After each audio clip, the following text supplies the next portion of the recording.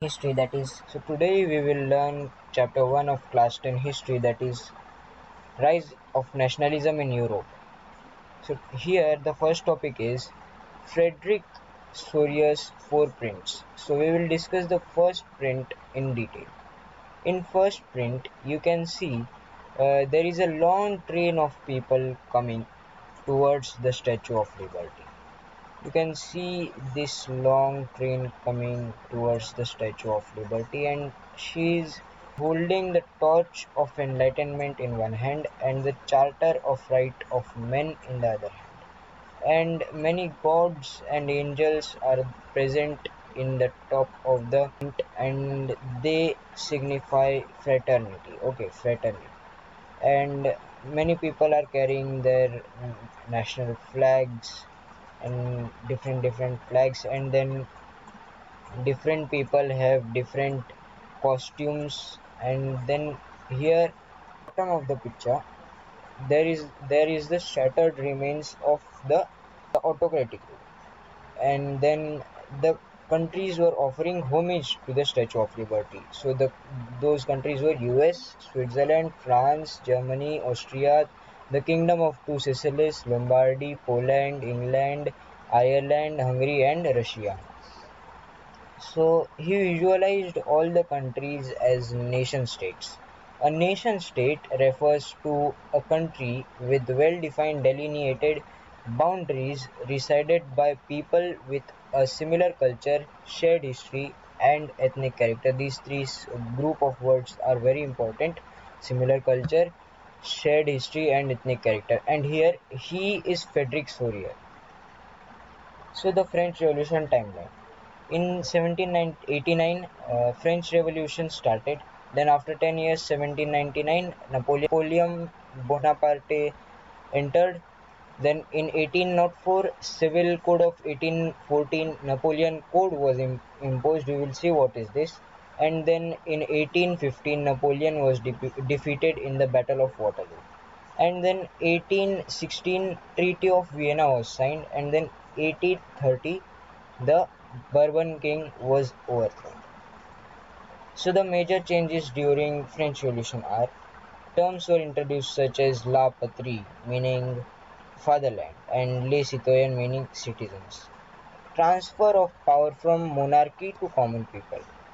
Introduced a new flag, new national anthem, and an oath was taken. A state general was elected by the common people, and they renamed it by National Assembly.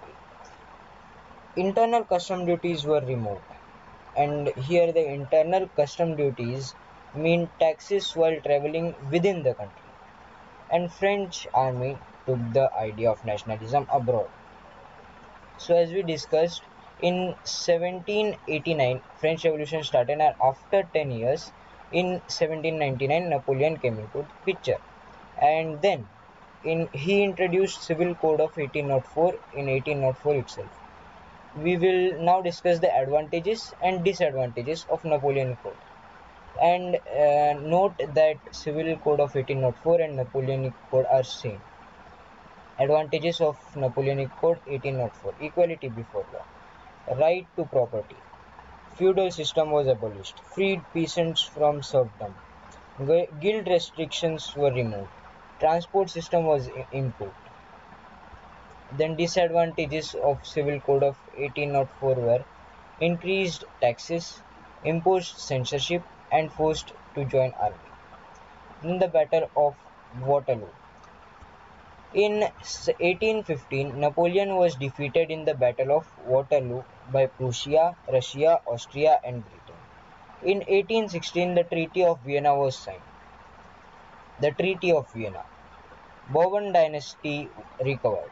States were set up at the boundaries of France to avoid any French expansion in future. Prussia got some important western French regions. Austria got control over Italy. Russia got Poland. The Confederation of 39 states, which had been started by Napoleon, was left untouched. Then the conservatism. The people who wanted the old system were called as the preservatives. Prussia, Russia, Austria, and Britain, the same countries who defeated Napoleon. They wanted to preserve monarchy, church, social hierarchies, autocracy, and they did not want any criticism and disagreement, and censorship was still imposed. The structure of European societies till mid 18th century was as follows: aristocracy and peasantry, and a new middle class was introduced, and then aristocracy. High class landlords, less population dominating, had all rights, spoke French, families were connected through marriages and united in common way of life. Peasantry, low class, landless, more population, no rights, looked after aristocracy land. New middle class, they were educated and they included industrialists, doctors, teachers, etc. They introduced liberal nationalism in which they wanted end of autocratic rule, individual freedom, equality before law, government by consent. Government by consent means the which the people or citizens wanted.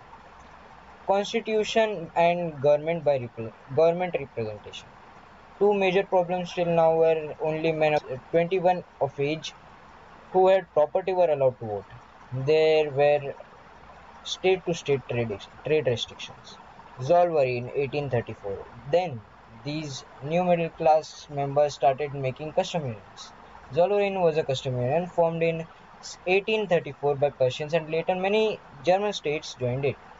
Abolished tariff barriers. Here tariff means trade barriers. Abolished 28 out of 30 currencies. The Revolutionaries started making secret societies aims, spreading the idea of nationalism, opposed monarchy, wanted freedom and end of autocratic rule, and of course nation states. Then Giuseppe Mazzini, he was an Italian revolutionary, member of Carbonari, a secret society, formed two secret societies, Young Italy in Versailles, Young Europe in Bern, believed in unification of Italy. Thank you and have a nice day.